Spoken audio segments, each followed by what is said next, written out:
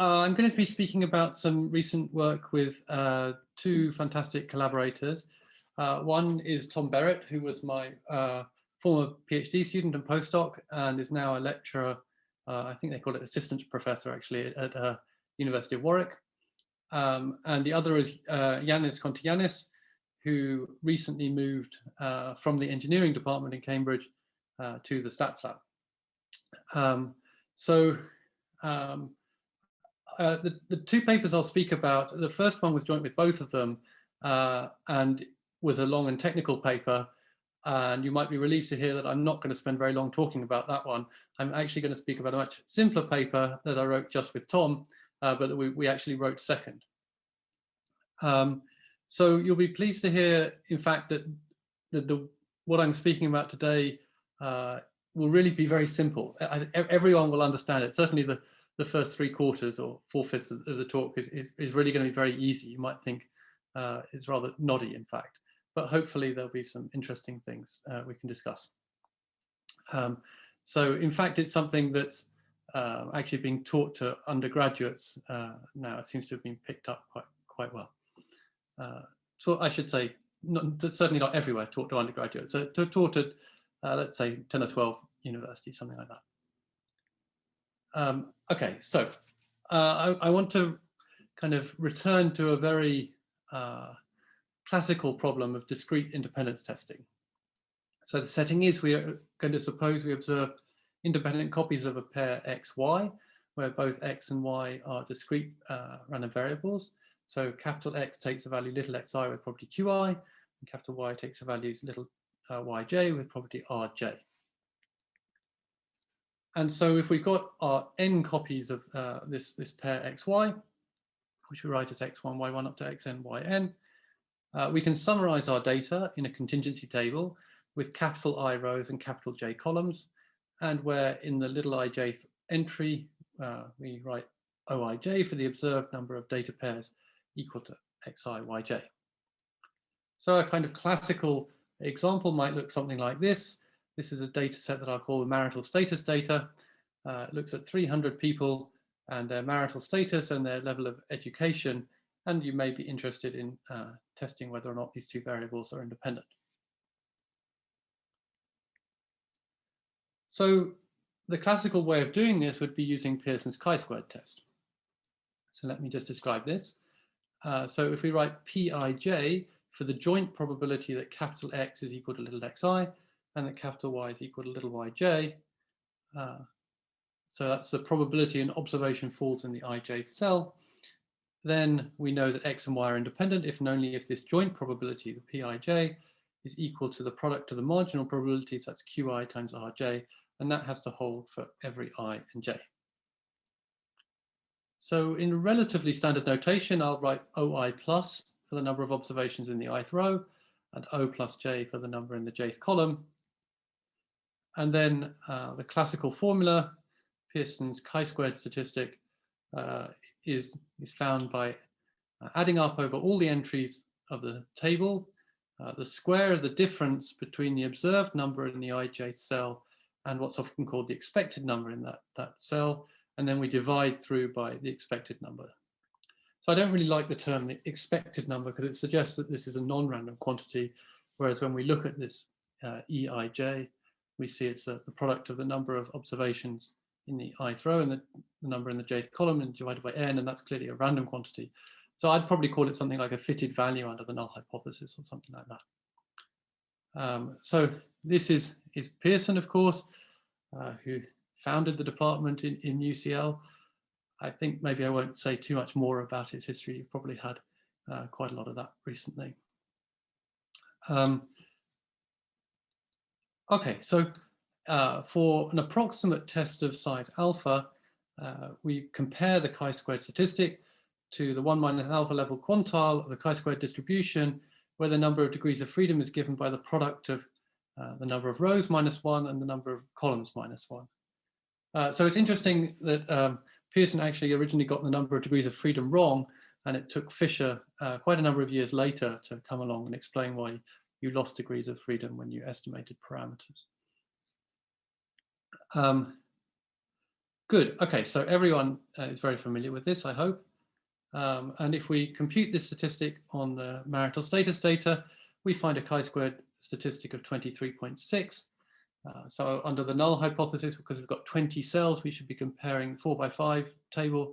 We should be comparing this with a chi-squared 12 distribution, which would have mean 12 and variance 24. So standard deviation just under 5. So it's not so surprising that the p-values are around about 2% or just over 2%.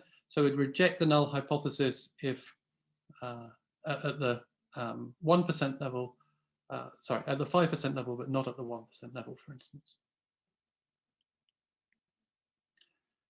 Okay, so as we teach it to undergraduates, we usually think of the Pearson statistic as arising as an approximation to the generalized likelihood ratio test, or what's often called the G test. For instance, in computational linguistics, this is quite common terminology. So again, the G test statistic involves the same OIJs and EIJs as before, but combined in a different way. And you just get this by writing down the multinomial log likelihoods and maximizing them under the alternative and the null hypothesis, respectively. And of course, in the olden days, it wasn't quite so convenient to use because we had to compute logarithms, and that's why Pearson's statistic became so widely adopted. These days, it's not quite so difficult to compute logarithms. So this is a perfectly viable statistic, and you can compare it to the same chi-squared quantile as Pearson's statistic. There is another way of motivating Pearson's chi-squared test, which is to think about the chi-squared divergence between two probability distributions. This is one of perhaps 4 very common examples of F divergences, and some of which are metrics like a total variation distance or the Hellinger distance, squared Hellinger distance. But some aren't, like the Kullback-Leibler divergence, and this is one that isn't. This is the chi-squared divergence, and it's not a metric because it's not symmetric in the two arguments, P and P prime.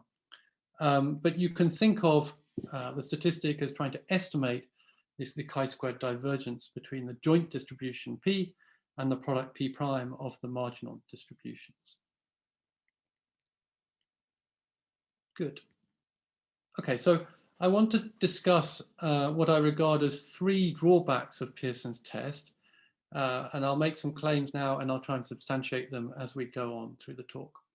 So my first claim is that the tests do not, in general, control the probability of type 1 error at the claimed level. Okay, so you claim you've got a 5% test, but you may well not have a 5% test. Another issue is that if you've got no observations in a particular row or column of the table, then both of the test statistics are undefined. And another issue is to do with the power properties of the test, which, considering how long these tests have been around, I would say are still relatively poorly understood. If you look at the classical book by Lehman and Romano, for instance, that is absolutely silent on the power properties of these tests. Okay, so let's talk about the size control to start with then. I want to think about a very simple example of a 2x2 table. And it's a 2x2 table where we satisfy the null hypothesis. So these are the cell probabilities here. If you imagine a variable taking values in the top row with probability P and the bottom row with probability 1 minus P, and an independent variable taking values in the left-hand column with probability P and the right-hand column with probability 1 minus P, then these would be the cell probabilities that you'd get. So whatever the value of P, this table satisfies the null hypothesis. But I'm going to do something a little bit unusual. Rather than keeping P fixed and letting n go to infinity, I'm going to parameterize things in such a way where P varies with n. And I'm going to write P as lambda divided by n to the 1/2, and then I'm going to think about letting n go to infinity. But just remember that all of these, regardless of the value of P, even if it's depending on n, it still satisfies the null hypothesis. But even though we're under the null, it turns out that the asymptotic distribution of the statistic is not the chi-squared 1 distribution, which you think it ought to be from the classical theory with P fixed. It's actually a distribution related to a Poisson distribution with parameter lambda squared. You have to take off its mean lambda squared, and then you square it and you divide by lambda squared again.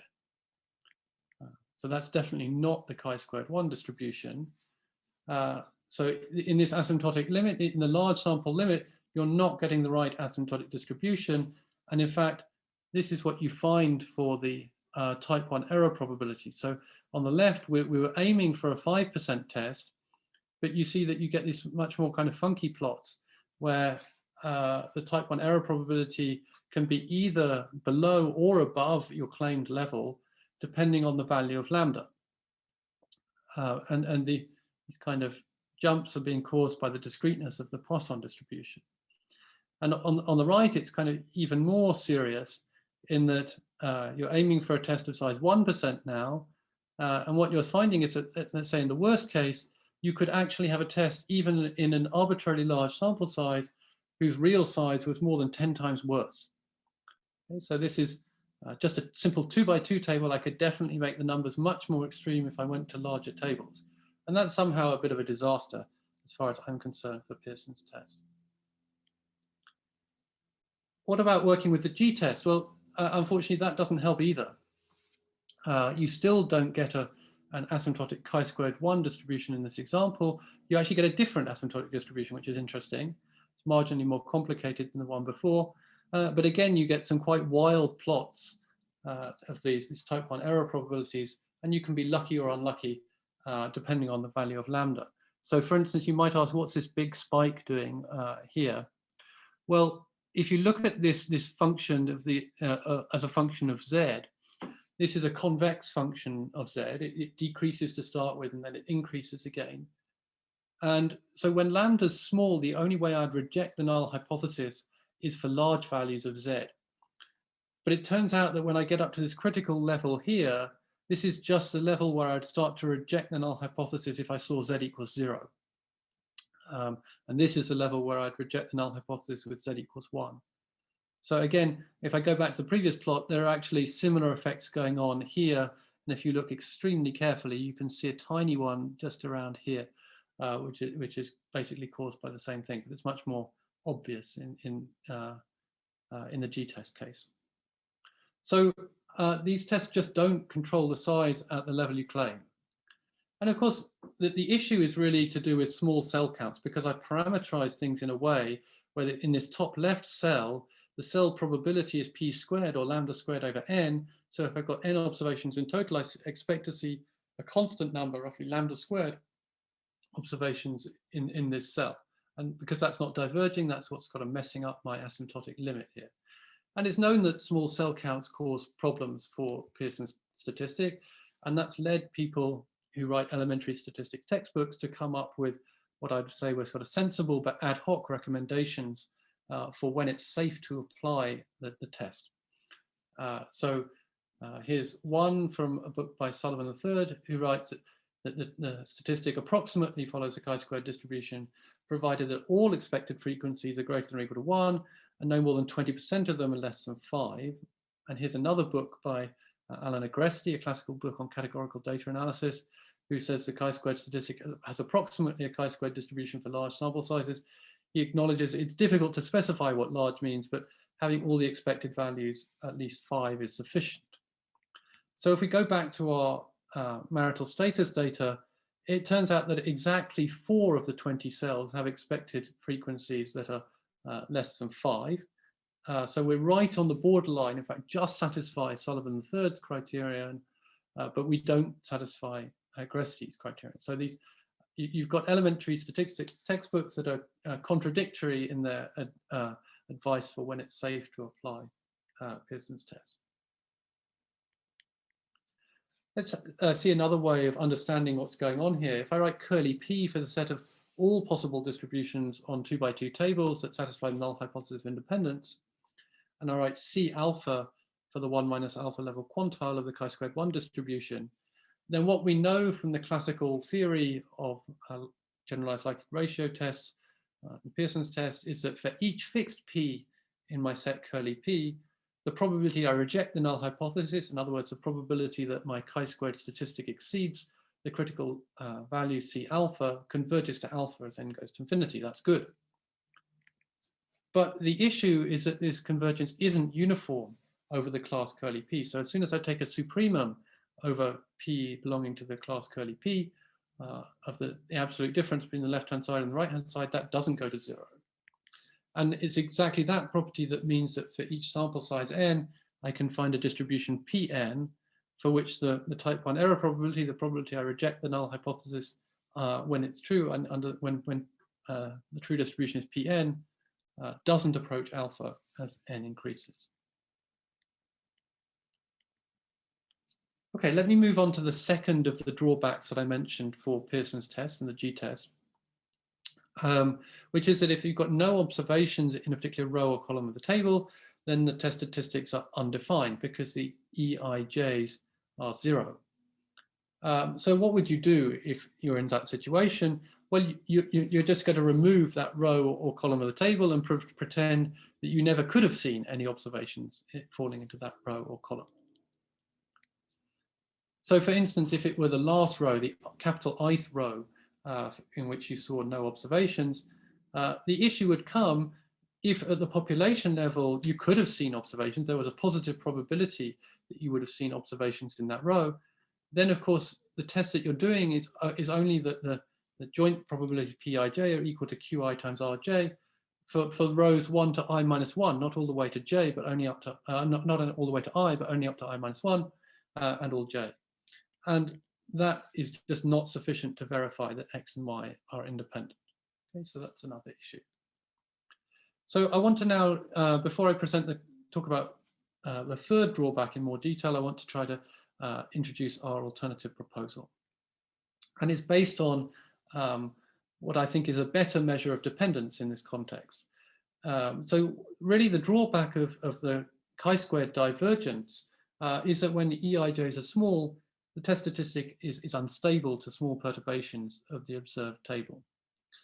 So I would say a rather more natural notion of squared distance would be just not to bother dividing by this, not have the denominator at all, and define this quantity d of p prime, which is a squared L2 distance between the cell probabilities.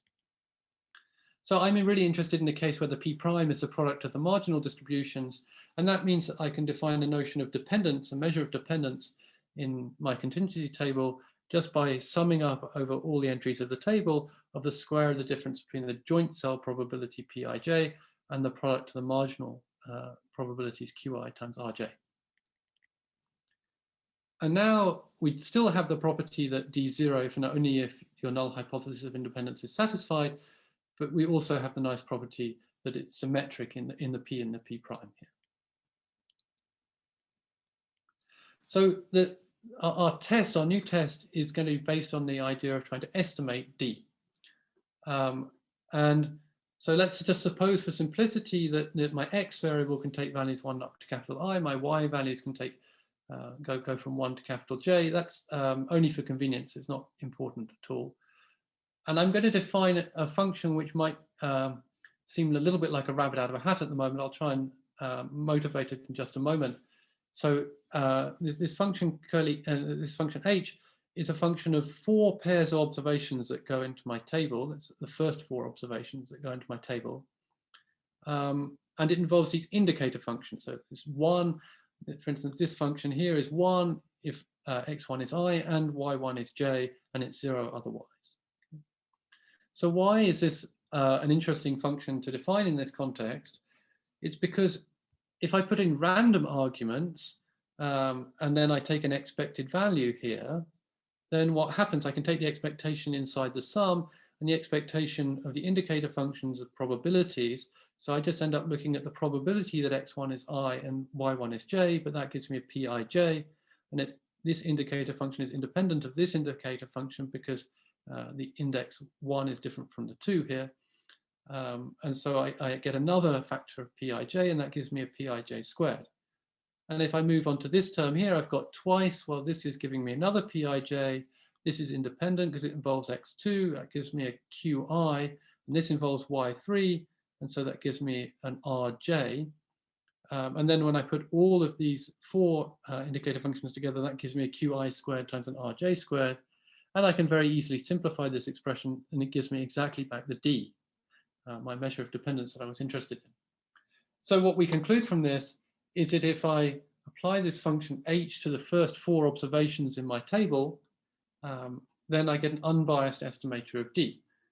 Well, we like unbiased estimators, but in itself, that doesn't mean that h is a good estimator, but it does motivate an alternative estimator. So what I'd be much more tempted to do is not just only use the first 4 observations and ignore all the others. What I'd really want to do is to average the value of h over all possible choices of distinct indices, four pairs of distinct indices that I could make. I didn't mean 4 pairs. It's the I1, the I2, the I3, and the I4 that have to be distinct, and each corresponds to a pair of observations. So how many choices have I got for such 4 distinct indices? Well, I1 can be chosen in n ways, I2 can be chosen in n-1 ways, I3 in n-2 ways, and I4 in n-3 ways, and a compact way of writing n times n-1 times n-2 times n-3 is just as 4 factorial times n choose 4. So I'm averaging over the value of h applied to different possible choices of its arguments in order to try to reduce the variance of the statistic. Of course, it's still going to be unbiased because the bias is unaffected by the dependence. And if I do that, I get a simplified expression. You might debate with me whether you think this is a simplified expression, but I think it is it's certainly a more concrete expression. And you'll notice that I've written part of it in color. This is a bit that I somehow care about. And I want to argue that I don't really care about what comes along at the bottom. And just to give you a hint as to why that is, notice that the bits in red involve the individual cell counts, the OIJs, whereas everything in the bottom terms only involves the marginal row and column counts, the OI pluses and the O plus Js. And it's going to be that in the end means I'm going to be able to ignore these terms. I'll need to say more about that in a moment. So the kind of theorem that justifies the performance of D hat as an estimator of D is that this statistic is a unique minimum variance unbiased estimator of D. So among all the unbiased estimators of D I could have chosen, this is a unique one, uniquely minimizes the variance. Okay. So for those of you who are more convinced by numerics than theory, here is an example that comes from a 5×8 table. I won't tell you exactly at the moment how I generated the cell probabilities. I will explain that later. But I just want to mention that I've got a parameter epsilon that's controlling the level of dependence in the table. In fact, the measure D is equal to precisely 4 times epsilon squared, which is why I've got this quadratic curve for the way that this is varying with epsilon. And then for each of a discrete set of epsilon values, I'm plotting effectively non-parametric density estimates turned on their sides and reflected to give me these violin plots, as they're called, of D hat values that I get over different repetitions. And hopefully this should be moderately convincing that this is indeed an unbiased estimator of D, and that as I increase the sample size, going from n is 100 on the left to n is 400 on the right, then I do reduce the variance of the statistic. Okay, so this is perhaps the most important slide in the talk, because this is where I'm going to define the test statistic that I propose to replace Pearson's chi-squared test of independence. It's called the U-Statistic Permutation test, or USP test. And all it involves doing is just taking the terms in red here from the D hat expression and ignoring the ones in black that were below. Okay, so that's the test statistic I want to compute. Now I need to say how I'm actually going to carry out the test. So first of all, I'm just going to compute this test statistic on the original data set, okay, as you'd expect. But now I've got to generate a critical value. Well, how am I going to do that? I'm going to do a permutation test. That's the P in the USP. So in other words, I choose a large integer capital B, and for each little b is 1 up to capital B, I generate an independent permutation sigma b of 1 up to n, uniformly at random from among all the n factorial possible choices. And then I'm going to compute pseudo data sets that satisfy the null hypothesis, where I just permute the y index. So instead of it being 1, it's now this permuted value, sigma b of 1. And instead of having n at the end, we have sigma b of n. That gives me a new data set, T of b, and the permutation means that it satisfies the null hypothesis, and I compute the U hat b, the test statistic, as if this were my true original data set.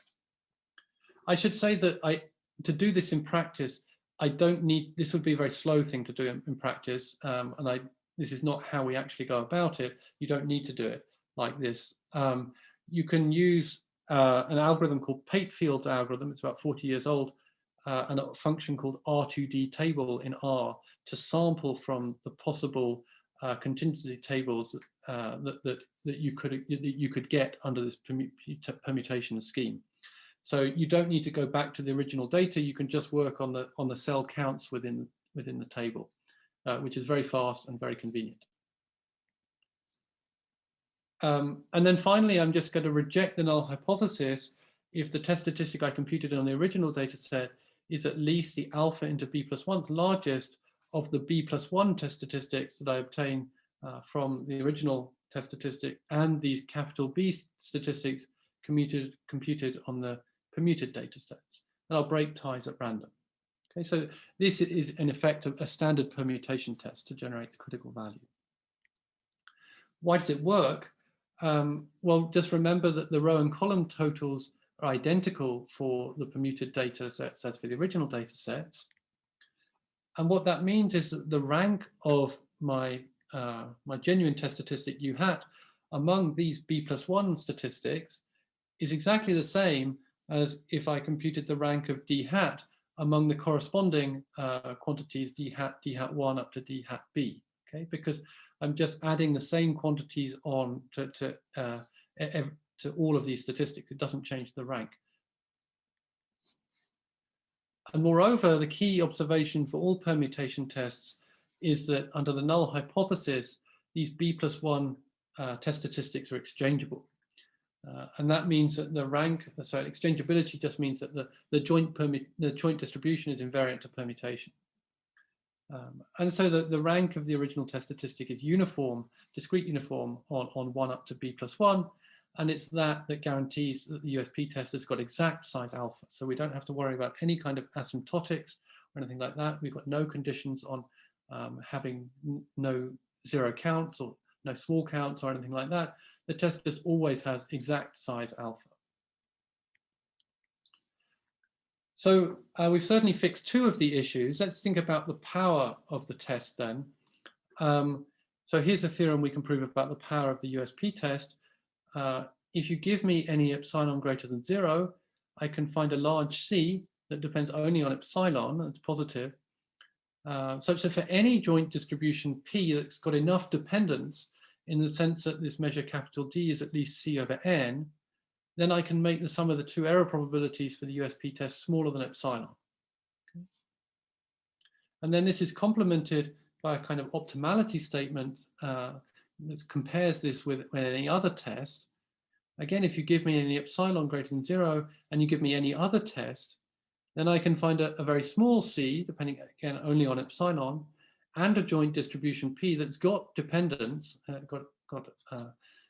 dependence of order 1 over n in the sense that D is at least C over n, but for which this other test, the sum of the error 2 probabilities for this other test is greater than 1 minus epsilon. So the combination of these 2 statements is saying that the USP test is attaining the minimax optimal separation rate in terms of this dependence measure D for independence testing. In terms of the software, so we have an R package called USP that you need to install and load. And then, of course, you need to enter your data. And I've done it for the marital status data like this. And then you just have to run usp.test of data. And that's going to give you a certain p-value. If you want to change the value of b, you can do it rather easily.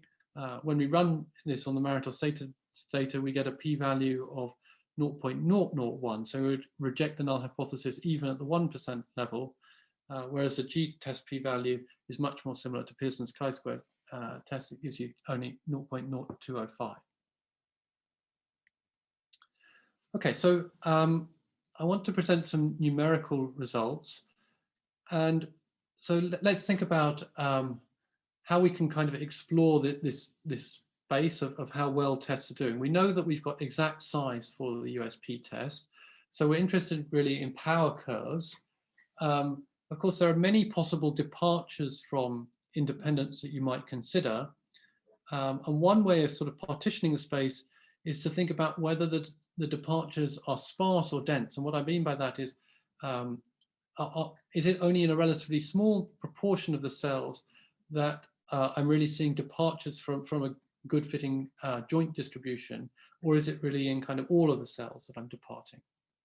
And so let's start off with a sparse example. So this is going to be a baseline distribution that satisfies the null hypothesis that I'm going to perturb in a moment. It's going to be a 6x6 table. And essentially, every time you take a step to the right or a step down in this table, you halve the probability of seeing an observation in that table. So you're much more likely to be in the top left than you are in the top right, in the bottom right here. So that satisfies the null hypothesis, but now I'm going to introduce a sparse perturbation. I'm only going to change the cell probabilities in the top four top left four cells. So in the top left cell and the 2,2 cell, I'm going to add a perturbation epsilon, and in the 1, 2, and 2, 1 cells, I'm going to subtract epsilon. Notice that I have to perturb at least 4 cells here. I can't only perturb 1 cell because all the cell probabilities have got to add up to 1. So this is the smallest number, the sparsest perturbation I can have. All the other cells are remaining just as they were in the baseline distribution.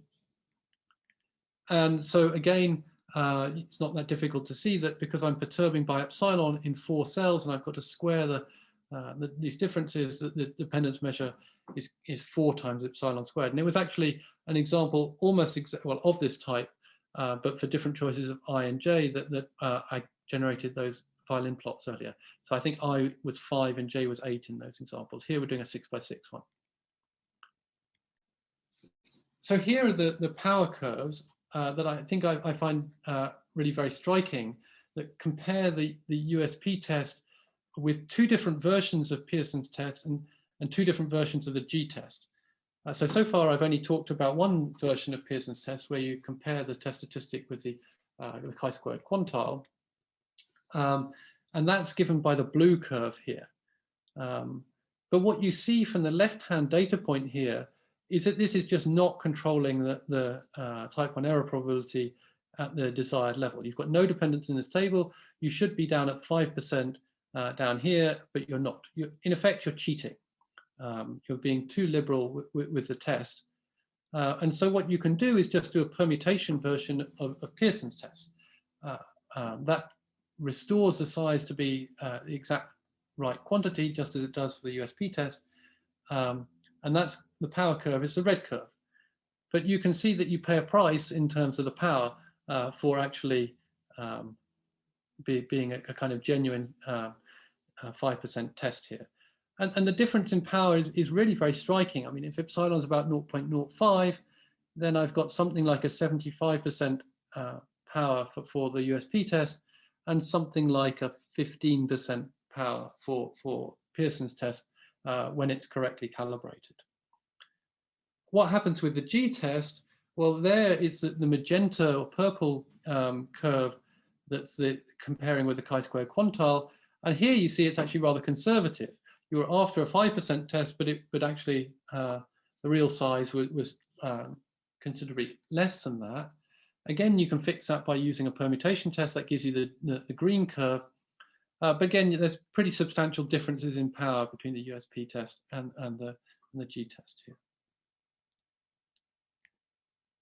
Okay, so why does Pearson's test fail so badly in this example? Let's think about the nature of the alternatives we're considering. The departures from independence occur in the 4 top left cells. I said that. So what you should hope and expect is that the contributions to the test statistic from these cells would be large, and this would be what would allow us to reject the null hypothesis. But of course, these are the high probability cells, and what that means is that the denominators, the EIJ, in the test statistic should be large for these cells, and that's going to dampen the contributions to the test statistic relative to the USP test statistic. Okay. In fact, if you think about it this way, if you think of these test statistics as both weighted L2, weighted squared L2 divergence measures, then the denominators you've got in Pearson's statistic really mean that it's designed to have good power against alternatives that depart from independence only in the low probability cells. Okay. But the irony of this is that the low probability cells are going to be the ones that have low cell counts, and we've already seen that it's exactly then that you don't trust the usual version of the test because it doesn't have the size that you claim. Okay, so that explains why Pearson's test is doing so badly. Here's a dense alternative example instead of a sparse alternative. It's a very simple case where I'm just perturbing a discrete uniform density on an I by j table with capital I is 6 and capital J is 8. And I'm just inflating the probabilities if the index I plus j is even, and I'm deflating them if I plus j is odd. And in this case, the tests are much more similar in terms of their performance. In fact, possibly you'd even say the G test is doing slightly the best, then the USP test, and then Pearson's test here. So notice I'm only comparing, in order to compare apples with apples, I'm only comparing with the permutation versions of these tests here. So they've got guaranteed size. And one more example, this is a multiplicative example. Again, it's a dense departure, but the amount by which you depart from your baseline distribution is proportional to the original cell probability.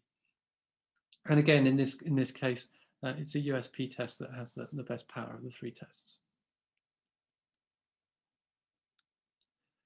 Okay, so I want to sort of shift gears. That was the kind of first 3/4 of the talk that I was saying was going to be straightforward. I hope you did find it straightforward.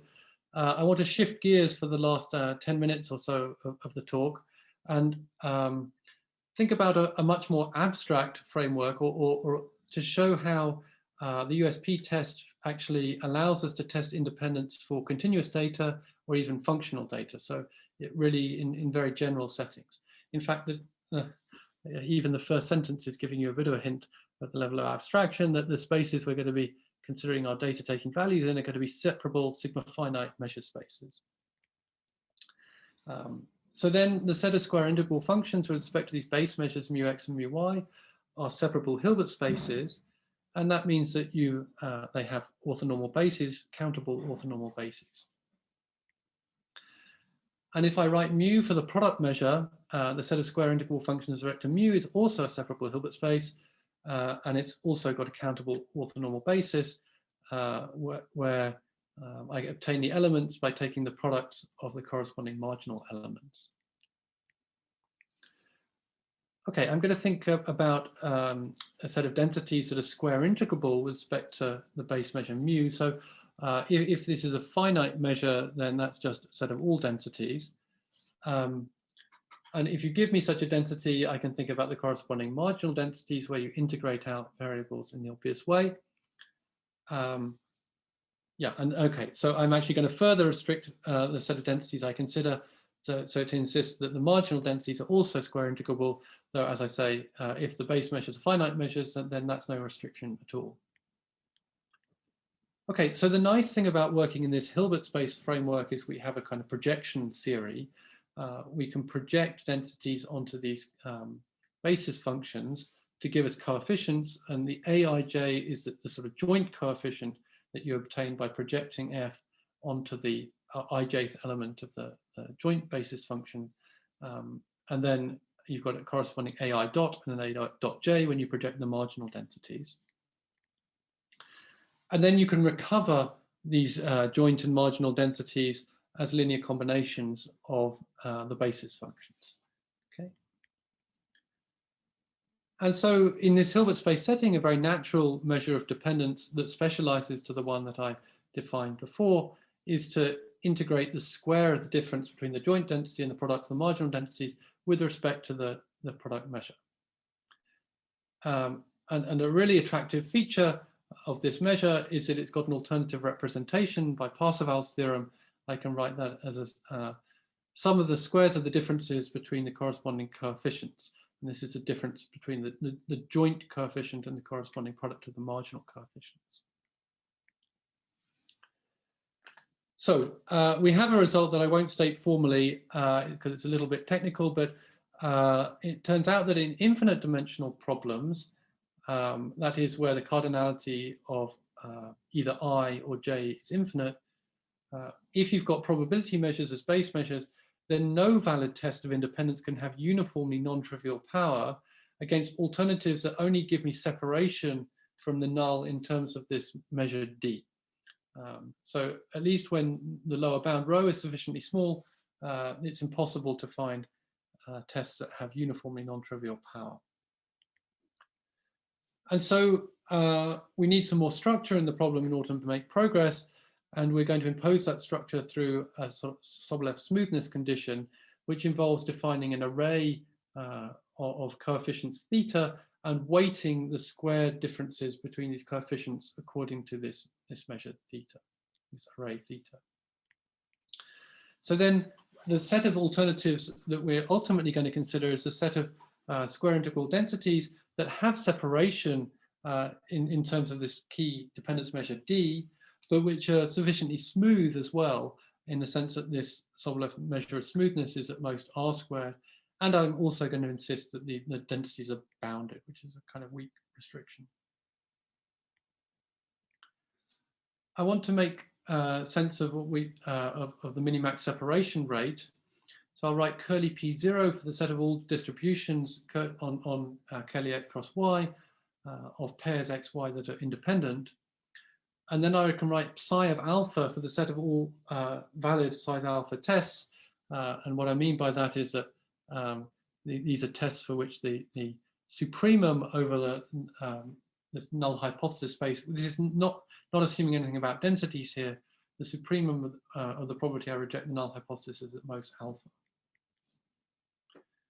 So then the minimax risk is the type 1 error probability, or the upper bound on the type 1 error probability alpha, plus this guy, which you can think of as like a worst case type 2 error probability, because this is the probability that I don't reject the null. I take a worst case over all of the alternatives in my class, and I try to minimize that over size alpha tests, valid size alpha tests. So the minimax separation radius is the minimal rho that I need in order to make the sum of these error probabilities less than or equal to a given alpha plus beta. Okay, so this slide should look somewhat familiar from what we did in the discrete case. I'm going to define a U-Statistic kernel, to use a sort of more formal language, as a function again of 4 pairs of observations. Very similarly to before, one key difference here is that I'm allowing myself a truncation set. I'm not necessarily going to sum over all pairs I and j. I'm going to allow myself to truncate and only sum over those indices that lie in the index set curly m. But once I've done that, I define my USP test statistic in exactly the same way as before. And I can generate the critical value just as before. It's no harder. And so the kind of key, very general upper bound that we have is an upper bound on the minimax separation rate in this problem that's attained by the USP test. And the bound is a maximum of 3 terms, but then I get to try to minimize this over choices of the truncation set. Well, the last term doesn't depend on the truncation set, so it's really these 2 terms, the maximum of these terms that I'm trying to minimize by choosing m appropriately. So the intuition here is that I need to have enough separation. If I want to be able to detect dependence, I need enough separation from the null to dominate the sum of the bias of the test statistic and its standard deviation under the null. So we know in the discrete case there's no bias, but the truncation to this set curly m does introduce a bias. And in fact, this is the level of bias. This first term is representing the bias from the truncation. And then the second term is representing the variance, which is coming from bounding the variance by U-statistic in terms of a symmetrized kernel. And it uses the fact that the test statistic is a degenerate U-statistic under the null hypothesis. And the third term is just a parametric rate, and you can't avoid that. So I want to choose my curly M in a judicious way to try to minimize this maximum. And the choice I'm going to make is going to depend upon the array of coefficients, these thetas. So it turns out that the right level to truncate at is given by this quantity m0 of t, which is this function here. And then if I specialize our general upper bound, then I can get an upper bound in terms of this function m0 evaluated at nr squared, and then raised to the power of a quarter and divided by n to the half. So that might still seem rather abstract. So let's try to go to one more level of concreteness where I'm working with continuous data. Data taking values in hypercubes, 0, 1 to the dx and 0, 1 to the dy respectively. And my base measures are just going to be the corresponding Lebesgue measures. So the obvious orthonormal bases to work with in this example would be the Fourier basis functions. And one way to write the Fourier basis functions is in terms of these complex exponentials. Don't worry too much about the details here. And then I'm going to think about this particular choice of Sobolev's measure of smoothness. So I've got to define the array, and this is how I define my array in this example. And then for a particular choice of sort of overall level of smoothness S, which is like a harmonic average of these quantities Sx and Sy that go into the array theta, specializing and further the bound we had before gives me a quantity r to the power d over 2s over n, and then raised to an exponent that should look familiar to those of you who've worked on non-parametric function estimation. This twice the smoothness divided by 4 times the smoothness plus d. That's quite a common quantity that appears quite frequently. And the really nice thing here is that we've got a corresponding matching lower bound that tells me then that the USP test is attaining the minimax optimal separation rate, not just in the n, but also in this power, this r to the d over 2s. Which I think is a really nice feature, that you have this optimality of the USP testing in quite broad settings, actually. Okay, so to wrap up then, when you're doing independence testing with categorical data, I've tried to argue, I hope successfully, that both Pearson's test and the G-test have serious drawbacks. On the other hand, the USP test has got exact size. It's got no issues with small cell counts or 0 cell counts, and it's able to detect distributions that violate independence in only a minimal way in terms of the separation that's needed in this quantity D. And moreover, the whole framework extends very naturally to doing independence testing with absolutely continuous or even functional data. So the two references on which this work is based, the first paper that I've listed here is the kind of easy paper. I think it's very readable for undergraduates, for instance. And the second paper is somewhat heavier going, but deals with a much more general case. So I'll stop there. Thank you very much for your attention.